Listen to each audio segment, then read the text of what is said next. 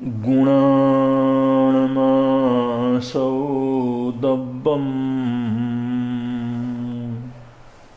एकदब्बस्या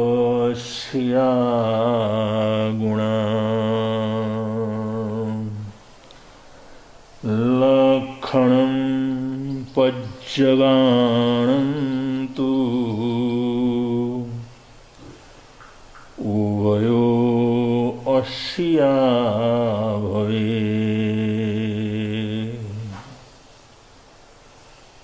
गुणानाम् आश्रयो द्रव्यम् एकदद्रव्याश्रिता गुणा लक्षणं पर्यायाणां तु उभयोराश्रिता भवन्ति।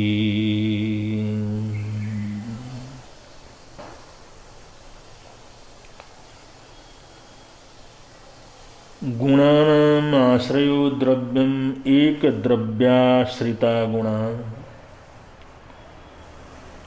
ये सब विवेचन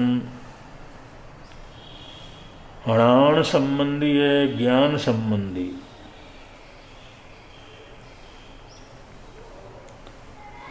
नाणिम नाणी दंशियम, ये ज्ञानियों के द्वारा जो ज्ञान के संबंध में बातें बताई हैं, तो ज्ञानियों की ज्ञान के संबंध में जो परूपणा है वही यहाँ पर चल रहा है। ज्ञान को पथ कहा है, मार्ग कहा है, मोक्ष का मार्ग स्वीकार किया है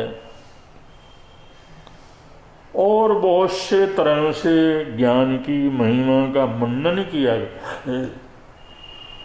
ये सब यथार्थ है, क्योंकि ज्ञान के बिना तो कुछ है ही नहीं।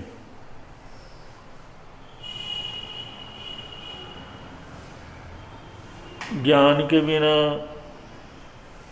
ज्ञानदाताओं के बिना, मार्गदर्शकों के बिना, आदर्श गुरुजनों के बिना, सद्गुरु के बिना सम्यक बोध की प्राप्ति असंभव है। बहुत बार पूर्व काल का पुण्य योग हो, पहले के साधना का पुण्य प्रबल हो, तब तो आसानी से ज्ञान को हासिल भी किया जा सकता है। लेकिन ऐसा योग न हो तो सद्ज्ञान का मिलना बहुत मुश्किल का काम है। सामने दिखते हैं, होता है, जानते हैं, फिर भी उसके असलियत को हम समझ नहीं पाते। ये विडंबना है, हमारे सामने ही सब कुछ घटित हो रहा है, लेकिन हमारी मति की निर्मलता महापुरुषों के बिना, ज्ञानियों के बिना, ज्ञानवंतों के बिना, मार्गदर्शकों के बिना हम उस निर्णय तक नहीं पहुंच पाते। जैसे एक यात्री, नया यात्री नए मार्ग के ऊपर चलते हुए चौराहा या 5 रास्ते या 6 रास्ते, 4 रास्ते, 3 रास्ते जहाँ पड़ते हैं, उस चौराहे के ऊपर पहुँचता है। अब रास्ते तो सामने ही हैं, मार्ग तो सामने ही है, जहाँ जाना है, जिस लक्ष्य का भेदन करना है, जहाँ पहुँचना है, वो भी सामने ही है।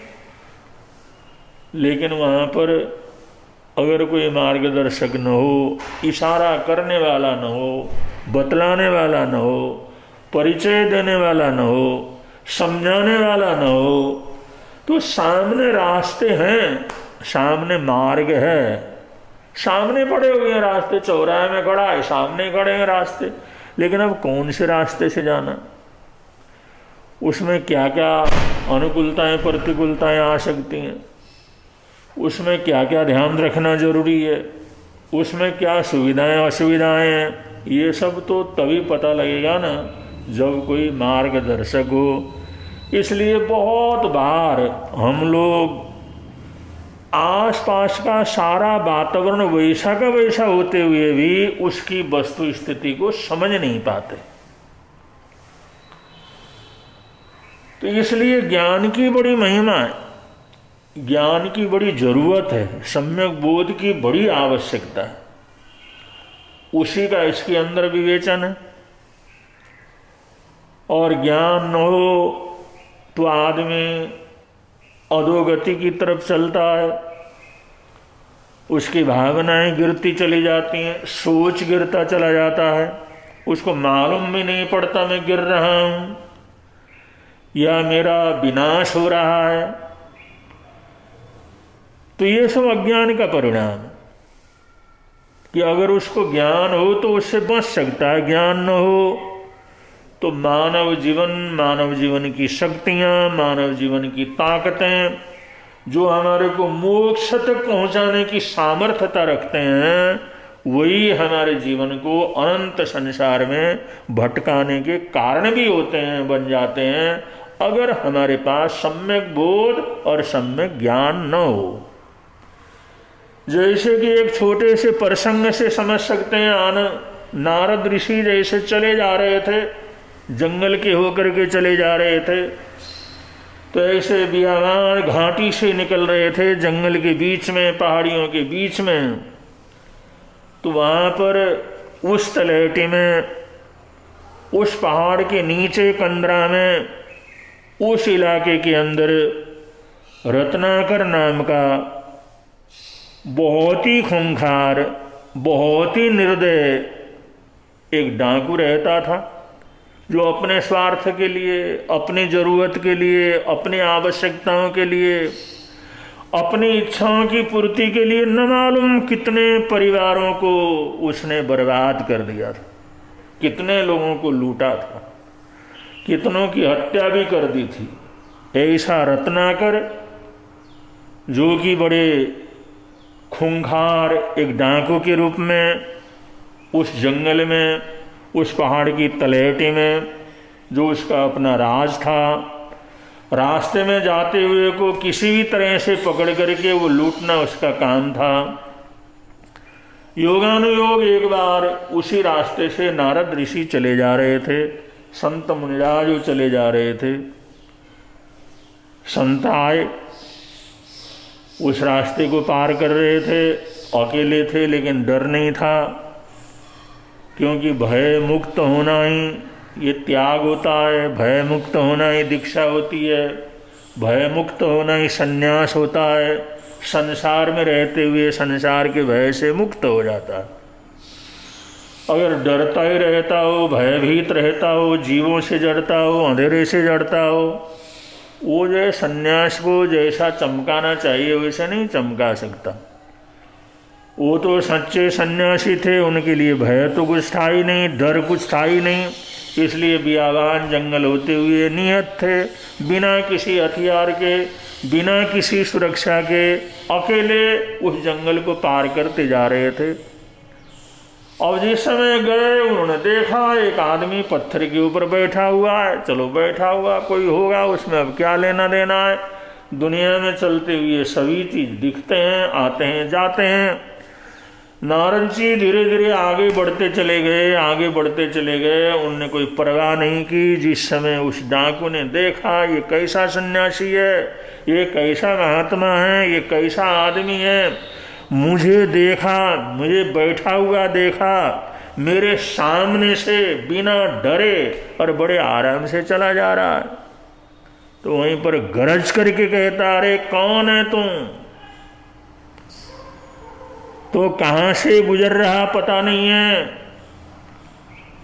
सबसे पहले अपने पास जो कुछ भी है यहाँ पर रख दे, हमारे को यहाँ पर दे दे, आराम से दे दे और यहाँ से जा। यहाँ दिए बिना कोई जा नहीं सकता। जो भी तेरे पास है सब कुछ लेकर के यहाँ पर आ और हमारे को दे दे। हम रत्नाकर डाकू हैं, हम तो तेरे से बात कर रहे हैं, लेकिन हम ऐसे बात नहीं करते, हम तो हथियार से ही बात करते हैं। अगर जीना चाहता है तो सब कुछ रख करके चला जा। जब वो घर जा, वो महात्मा खड़े हुए सुनते रहे। वो थोड़ा सावधान था, कहीं भागे नहीं, इसके पीछे कहीं भागना ना पड़े। लेकिन उन्हें भागना क्या था, छिपना क्या था, गिड़गिड़ाना क्या था, हाथ जोड़ना क्या था। बहुत से रोते थे, बहुत से गिड़गिड़ाते थे, बहुत से हाथ जोड़ते थे, बहुत से बचने के लिए भागते थे। ये दृश्य रोज होता था। लेकिन आज उसको नहीं अनुभव हुआ। इतना बोलने के बाद, इतना परिचय देने के बाद, इतना कुछ कहने के बावजूद वो जो ऋषि था, वो जो महात्मा, वो बड़े आराम से, सरलता से वहाँ पर खड़े रहे। उन्होंने इंतजार किया इसके आने का, नहीं आया तो धीरे धीरे वो खुद जो है उस रत्नाकर डाकू की तरफ आगे बढ़े और जहाँ पर रत्नाकर बैठा हुआ था उसके पास में ही जाकर के बैठ गए। ये रत्नाकर के लिए जिंदगी की सबसे पहली अनुभूति थी। कोई व्यक्ति, कोई इंसान, कोई भी हो, वो रत्नाकर के पास इतने आराम से जंगल में आकर के यहाँ पर बैठे, ये उसके जिंदगी का पहला अनुभव था। और कुछ मुंह से सुझा नहीं, कुछ मुंह से निकला नहीं। वो भी हैरान था, भाई ये भी आदमी क्या है, इसको डर नहीं है, इसको भय नहीं है, इसको मौत का डर नहीं है। मेरी शक्ल देख करके, मेरे हथियारों को देख करके, मेरे आह्वान को सुन करके इसको कोई डर नहीं, भय नहीं, आराम से आकर के यहाँ पर आराम से बैठा है। अब क्या बोले। कभी कभी ऐसी स्थिति होती है, जो लोग बड़ा अपने आप को बलवान समझते हैं वो भी हार जाते हैं। उसकी आज जिंदगी के अंदर पहली बार हार थी, क्योंकि कोई उससे डरा नहीं था, कोई उससे भयभीत नहीं हुआ था। वरना तो उसका नाम सुन के ही लोग भयभीत हो जाते थे। आज सामने देख करके, सामने हो करके, उसके ललकार को सुन करके कोई भयभीत नहीं हुआ। ये उसके लिए बड़े आश्चर्य की बात थी। जिस समय नारद वहां आकर के आराम से बैठे पास में, वो संत, वो सन्यासी वहां पर आराम से उसके पास जाकर के बैठे, इंतजार करते रहे ये बोले, लेकिन रत्नाकर के मुंह से एक भी शब्द नहीं निकला। कुछ नहीं निकला तो ऋषि बोले, महात्मा जी बोले, तुम्हारा नाम रत्नाकर है? उन्होंने कहा रत्नाकर है। रत्नाकर, जानते हो रत्नाकर किसको कहते हैं? रत्नाकर वो होता है जिसके जीवन में अनेक प्रकार के रत्नों का भंडार, जैसे समुद्र रत्नों का भंडार रहता है, ऐसे ही जिसके जीवन में गुणों का भंडार हो उसको रत्नाकर बोला जाता है। नाम तो तुम्हारा बहुत अच्छा है, रत्नाकर हो तुम। नाम बड़ा अच्छा छांट करके रखा है तुम्हारे माँ बाप ने। तुम रत्नाकर हो, रत्नों के आगार, सद्गुणों के आगार, सद्गुणों के भंडार, क्या नाम रखा है। और ये जो तुम काम कर रहे हो, ये जो तुम धंधा चला रहे हो जंगल के बीच में,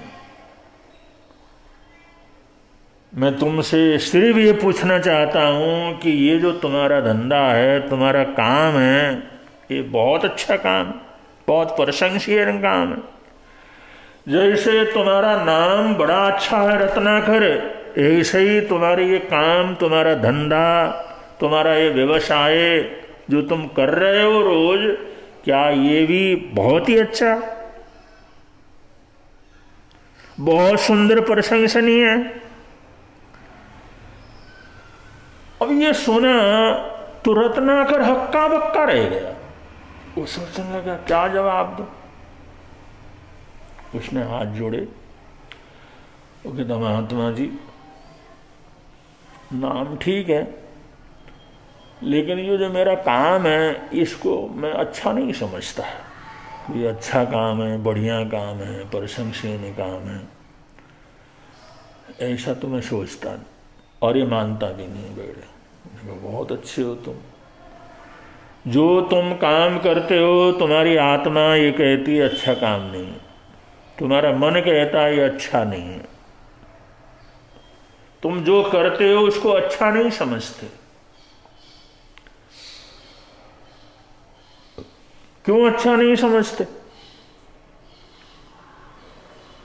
जो तुम करते हो इसको तुम अच्छा नहीं समझते, रोज करते हो तो क्यों नहीं अच्छा समझते? तो रत्नाकर ने वहां कहा महात्मा जी देखो, मैं ये जो धंधा करता हूं तो इसके लिए मेरे को बहुत लुकना पड़ता है, छुपना पड़ता है, अपने आप को छिपाना पड़ता है, झूठ बोलना पड़ता है, और बाई द वे किसी के हाथ न चढ़ जाऊं, कोई जो है सुरक्षा अधिकारी, कोई सेना, कोई राजा का बल मेरे को न पकड़े, इसका मेरे को बड़ा भय रहता है। और क्योंकि इस जो है काम का धंधे का परिणाम ठीक नहीं है, कभी भी पकड़ा गया तो जेल हो सकता है, फांसी भी हो सकती है, सूली भी हो सकती है, मृत्युदंड हो सकता है, और जिंदगी भर के लिए कारागार वगैरह हो सकता है, क्योंकि इसका परिणाम ठीक नहीं है। अगर इसमें बाई दिवे अगर मैं किसी कारण से पकड़ा गया तो इसका परिणाम बहुत गलत है, इसलिए अच्छा नहीं है। और इसने कहा, संत ने कहा रत्नाकर तुम तो बहुत समझदार, रत्नाकर तुम्हारे माता पिता ने बहुत अच्छा नाम रखा रत्नाकर, और तुम्हारी बात बिल्कुल ठीक है, तुम्हारा धंधा भी ठीक नहीं है। और क्यों ठीक नहीं है? क्योंकि इसका परिणाम ठीक नहीं है। जब इतना कुछ तुम जानते हो, धंधा भी ठीक नहीं है, परिणाम भी गलत है, फिर इसको करते क्यों? ये बताओ करते क्यों? तो रत्नाकर कहने लगा महात्मा जी को मैं अपने लिए थोड़ी करता, अपना पेड़ तो मैं कहीं भी बैठ करके जो पेड़ के पत्ते का आकर के भर सकता हूं, मैं अपने लिए नहीं करता। मेरे बूढ़े माँ बाप हैं, मेरे बच्चे हैं, मेरी पत्नी है, मेरा परिवार है, और उन सब के लिए, और ये पेट भूख भरने के लिए, उन जरूरतों को पूरा करने के लिए मुझे सब धंधा मजबूरी में करना पड़ता। मैं समझता हूँ ठीक नहीं है, लेकिन जो है ऐसी परिस्थिति बन गई परिवार के लिए, घर के स्वजन संबंधियों के लिए, और कुछ न कुछ घर में कार्यक्रम भी कुछ ऐसे होते हैं उसके अंदर करना पड़ता है, चाहे कोई भी हो, मनुष्य का परिवार तो करना पड़ता है। तो उन जरूरतों की पूर्ति के लिए, माँ बाप को पालने के लिए, पत्नी और बच्चों के लालन पालन के लिए मैं ये सब कुछ करता हूँ। तो ये उनके लिए करते हो, तो जब कभी इसका फल भुगतने का कभी ऐसा मौका आएगा, क्योंकि जो बुरा कर्म है महापुरुष कहते हैं यहीं मिल जाता है, यहीं नहीं मिले तो परभव में मिलता है। तो कभी भी इस दुष्कर्म का और दुष्फल अगर मिले, बुरा फल मिले, तो रत्नाकर ये बता सकते हो तुम्हारी माताजी, तुम्हारे पिताजी, तुम्हारी पत्नी, तुम्हारे बच्चे, तुम्हारे रिश्तेदार, जिन जिन के लिए भी ये शुभ कछु कर रहे हो, क्या वो तुम्हारे इन कर्मों को बांटेंगे, उस फल को बांटेंगे? जैसे इस समय वो लोग बांट करके खाते हैं, ले लेते हैं तुमसे, क्या वो कर्म का फल भुगतने का समय आएगा तो उस समय वो लोग इसके भागीदार होंगे? उन्होंने कहा क्यों नहीं होंगे, होंगे ना। जब खाते हैं, जब मेरे धंधे का खाते हैं तो उसका परिणाम भी उनको भुगतना पड़ेगा। उन्होंने कहा रत्नाकर एक बात बतलाओ, कभी तुमने इस बात का जिक्र किया घर में, माता से, पिता से, पत्नी से, बच्चों से कभी ऐसा जिक्र किया अभी मैं ऐसा धंधा करके आता हूँ, ऐसा पाप कर्म करके आता हूँ, कभी इसका बुरा परिणाम आ सकता है, या भविष्य में इस भव में परभव में कभी भी हो सकता है, ऐसे समय में आप लोग मेरा साथ दोगे ना, इसमें बटाओगे या नहीं बटाओगे, इसकी चर्चा कभी हुई घर में? उनका चर्चा तो नहीं हुई। कभी इसमें जो है बहसबाजी वगैरह कभी हुई? कभी इसमें तर्क वितर्क वो हुआ, कभी ये सोच विचार हुआ, कभी ये टॉपिक चला। उन्होंने कहा ऐसा तो हुआ नहीं। मैं कहता हूं एक बार तुम अपने माता पिता से तो पूछ लो, भाई आपके लिए मैं इतना करता हूँ। पत्नी से पूछ लो, भाई तुम्हारे लिए मैं इतना कुछ करता हूँ, तो क्या ऐसा तकलीफ का समय आने पर आप लोग मेरा साथ देंगे, मेरे कर्मों में हाथ बटाएंगे? तुम पूछ तो लो।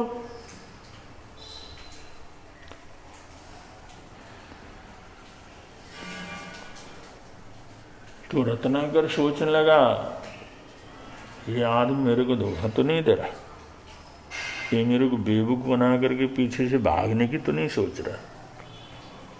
महात्मा ने कहा, तुम अपने मन के अंदर ही सोच रहे हो मैं तुम्हारे को बेवकूफ बना रहा हूं और भागने की कोशिश कर रहा हूं। तुम्हारे को पागल बना करके, बेवकूफ बना करके भेज करके पीछे से यहाँ भागने की कोशिश कर रहा हूं, ये तुम सोच रहे हो। ये आदमी कैसा ऐसा है, ये भागने की कोशिश तो नहीं कर रहा, मेरे को धोखा तो नहीं दे रहा, ये सोच रहे हो तुम। वही सोच रहा था। उसने कहा, महात्मा जी बस इतने ही कहा, भाई तुम्हारे को भरोसा नहीं है ना मेरे ऊपर।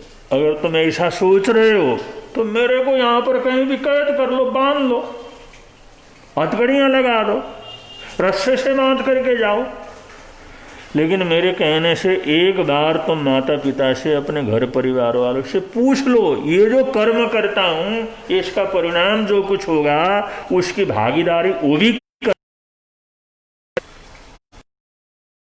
और उनकी बातों को सुना, भरोसा हुआ, वहां से निकला, असमय में घर पहुंचा।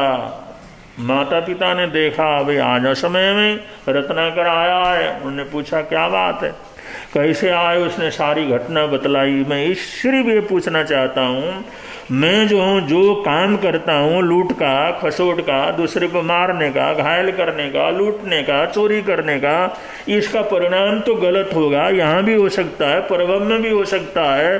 तो जिस समय इसका फल भुगतना पड़ेगा तो उसमें आप लोग इसमें थोड़ा हाथ तो बटाओगे। उसके पिता हंसते हुए कहने लगे, बेटा मेरी उम्र 80 वर्ष की है, तेरी माँ की उम्र जो 65-70 वर्ष की है, मैं मरने वाला हूँ और तेरी उम्र आज है 40 वर्ष के आसपास है। 40 वर्ष के आसपास तो हैं और हम मर करके कहाँ जाएंगे, तेरी माँ मर करके कहाँ जाएगी, दूसरे भव में जाने के बाद एक दूसरे से मिलेंगे नहीं मिलेंगे, परिचय होगा नहीं होगा, तू कहाँ भटकेगा फिर मर करके, तू कहाँ चला जाएगा। अरे कहाँ किसने, भाई ये तो छोटा था तो तेरे को पालने का कर्तव्य हमारा था, हम कैसे पालें ये हमारी जिम्मेदारी थी। अगर उसमें बुरा काम करते हैं तो फल तो मेरे को ही भुगतना पड़ेगा।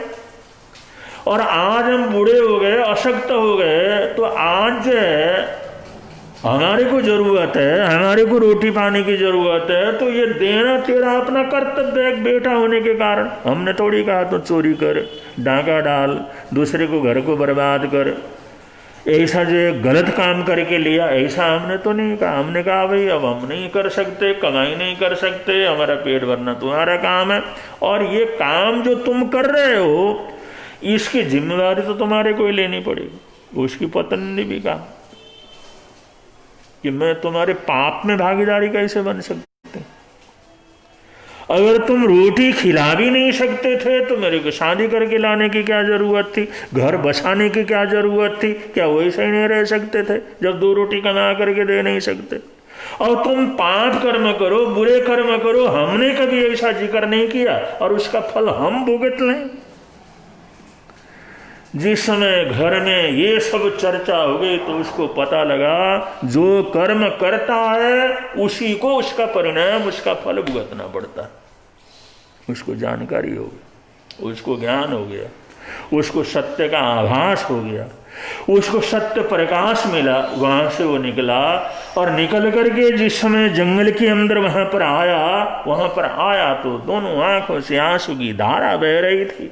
उन्होंने कहा भगवान आपने बिल्कुल सही कहा कि कोई भी किसी के जो है पाप में भागीदार नहीं होता, पुण्य में सब भागीदार होते हैं, अच्छे काम में भागीदार होते हैं, खाने पीने रहने में भागीदार हो सकते हैं, लेकिन पाप कर्म का उदय आता है तो कोई भागीदार क्या कर सकता, नहीं बन सकता। महात्मा ने यही बतलाया, भाई दिवे तुम पकड़े गए, तुम्हारे को फांसी हुई तो तुम्हारे को तो फांसी चढ़नी पड़ेगी, तुम्हारे पिताजी फांसी पर थोड़ी चढ़ेंगे, तुम्हारी माँ फांसी पर थोड़ी चढ़ेगी, तुम्हारी पत्नी थोड़ी चढ़ेगी, और ना तो सरकार उसको चढ़ाएगी।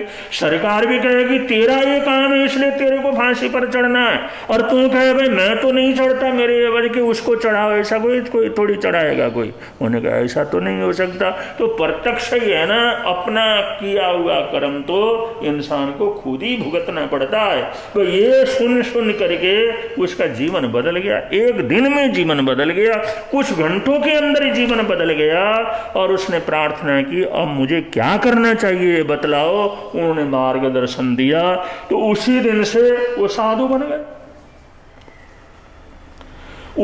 उसी दिन से साधक बन गया, उसी दिन से प्रभु की आराधना साधना में लग गया, और उसी दिन से उसने सारे काम सारे पाप उसने क्या कर दिए छोड़।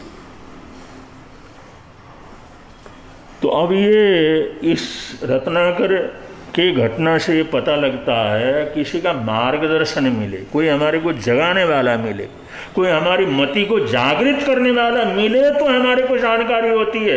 अगर कोई मार्गदर्शक न मिले, ज्ञानी नहीं मिले, तो हम कुछ भी समझने में समर्थ नहीं होते।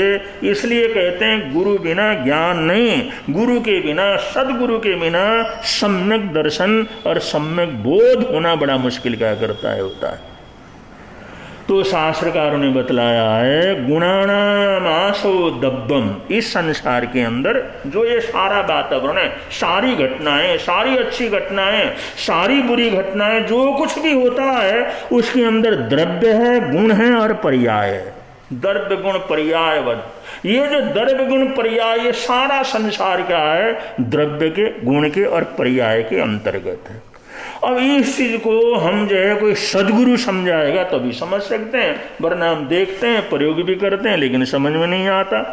गुणाणम आशो दब्बम, शास्त्रकार कहते हैं गुणों के आश्रय को द्रव्य कहा जाता है, गुण द्रव्य में आश्रित होते हैं। और एक दब्बाशिया गुणा, एक द्रव्य के आश्रित होने वाला गुण कहलाता है। और ये सारा जो संसार है, और लक्षणम पज्यमानम तू, और अनेक प्रकार के उसके लक्षण हैं, अनेक प्रकार की आकृतियां हैं उस द्रव्य गुण की, उसको जो है पर्याय कहा जाता है। और उभव अस्या भवे, वो गुण में भी आश्रित रहते हैं और द्रव्य में भी आश्रित रहते हैं। जो पर्याय हैं वो गुणों में भी रहते हैं और द्रव्य में भी रहते हैं, दोनों के ऊपर आश्रित रहते हैं। ये जो सारा संसार भगवान महावीर स्वामी ने, जैन दर्शन ने इसको द्रव्य, गुण और पर्याय, ये तीन रूपों के अंदर इसको बांटा है। संसार जो है वो द्रव्य में है, गुण में है और ये पर्याय में है। चारों तरफ जो कुछ भी होते हैं, हमारा जीवन हो, हमारा घर हो, अड़ोस पड़ोस हो, सारा संसार हो, सारा देश हो, सारा विश्व हो, सारा ब्रह्मांड हो, जो कुछ भी सारा ब्रह्मांड जो दुनिया के अंदर है वो सब द्रव्य में है, गुण में है और वो पर्याय में है। और ये तीनों चीजों के अंदर सारा संसार समाया हुआ है। और गुण द्रव्य के आश्रित होकर के रहते हैं, और ये गुणों के बिना द्रव्य नहीं रहता, द्रव्य के बिना गुण नहीं रहता, और उसका जो तीसरा स्वरूप पर्याय है, ये पर्याय दोनों का रहता है। तो ये संसार गुणवद पर्याय, ये तीन रूपों के अंदर रहता है। ये जो है जैन दर्शन की अपनी जो है एक चिंतन है, अपना सोच है, अपना ज्ञान है, अपना जो पारिभाषिक प्रवृत्ति है कि हमारा जो ये द्रव्य में है, गुण में है और पर्याय में है। और द्रव्य क्या है और गुण क्या है और पर्याय क्या है, इस चीज को समझना है। जैसे सामान्य रूप से समझने के लिए आप लोग सुवर्ण है, स्वर्ण को द्रव्य समझो, और स्वर्ण के अंदर जो पीलापन है, स्वर्ण के अंदर जो पीला चमक है, वो उसका गुण है। क्योंकि जहां पर सोना होगा तो वहां पर उसका पीलापन, उसका सुवर्णत्व, जिस रंग के कारण वो जो है धातु स्वर्ण कहलाता है, वो क्या है? उसका गुण है। उस रंग को देख करके, उस चमक को देख करके, उस रंग और चमक को देख करके आदमी पता लगा लाता है कि ये सोना है। तो उस सोने के अंदर वो जो रंग है वो गुण के रूप में स्थित है। अगर जो सोना न हो तो रंग तो रह नहीं सकता, क्योंकि उसके लिए तो कोई ना कोई आश्रय चाहिए। इसलिए द्रव्य रूप में स्वर्ण है, स्वर्ण धातु वो द्रव्य रूप है, और उसके अंदर जो पीलापन है, पीला चमक है, वो उसका गुण है। और उस सोने के अलग अलग रूप बन जाते हैं। बर्तन भी बन जाता है, गहना भी बन जाता है, आभूषण भी बन जाता है, थाली भी बन जाता है, कटोरी भी बन जाता है, और तरह तरह के अनेक प्रकार के आभूषण, सुंदर आकर्षक आभूषण उसके बन जाते हैं। एक ही सोने के वो अलग अलग अलग अलग अनेक प्रकार के रूप बन जाते हैं। ये उसका अलग अलग रूप हो जाना, इसको पर्याय कहा जाता है। भाई संसार यही है, एक संसार में द्रव्य है और एक उस द्रव्य के अंदर समाहार हमेशा रहने वाला गुण है, कुछ विशेषता है, वो द्रव्य है, द्रव्य की विशेषता है, और उसके अलग अलग रूपों के अंदर दुनिया के अंदर फैलने की ताकत है, दिखने की ताकत है, वो पर्याय है। इस प्रकार ये सारा संसार द्रव्यमय है, गुणमय है, पर्यायमय है। इसको अगर उस ढंग से हम समझेंगे, अगर इनको वास्तविकता से समझेंगे, कहीं भी रह करके सम्यक बोध को प्राप्त करके, सम्यक समझ को प्राप्त करके हम मोक्ष की तरफ चलने वाले, मोक्ष की तरफ यात्रा करने वाले, मुक्ति मार्ग के यात्री हम लोग बन सकते हैं। लेकिन ये बनने के लिए सबसे पहले हमारे को समझ चाहिए। जैसे माता पिता भी वही थे, पत्नी भी वही थी, बच्चे भी वही थे, धंधा भी वही था, काम भी वही था, वर्षों से कर भी रहा था, लेकिन रत्नाकर को समझ में नहीं आ रहा था ये वास्तविकता क्या है। ये अपने को समझ रहा था, ये मेरा है ऐसा समझ रहा था, उसके अंदर अपने को जोड़ा हुआ था, अपने आसक्ति से भरा हुआ था। और उस महात्मा ने आकर के कहा, जिसको तुम अपना समझते हो वो भी तुम्हारा अपना नहीं है, और ये जो तुम कर रहे हो वो भी है तुम्हारा अपना करने का कर्तव्य नहीं है। वो सब बोध प्राप्त हुआ, चीजें तो वही की वही थी, वस्तुएं तो वही की वही थी, वातावरण तो वही का वही था, लेकिन समझ में आया, और समझ में आते ही सारी दिशा बदल गई, सारी दशा बदल गई, और वो हत्यारा एक अहिंसक सन्यासी के रूप में साधना के अंदर रत हो गया। तो इसी प्रकार ये संसार द्रव्यमय, ये संसार गुणमय, ये संसार पर्यायमय, और इसी तरह से हमेशा है, आज भी है और भविष्य के अंदर भी रहेगा। इस वास्तविकता को जब समझेंगे, और समझने के बाद हमारे को बोध होगा तो ये सब क्या है, इसका स्वरूप क्या है, ये सब समझाने का तात्पर्य क्या है, ये सब आगे की गाथाओं में आप लोगों को बतलाया जाएगा। तो यहाँ पर इन्हीं शब्दों के साथ आज के प्रवचन को यहाँ पर विराम दे रहे हैं। बोलिए भगवान महावीर स्वामी की।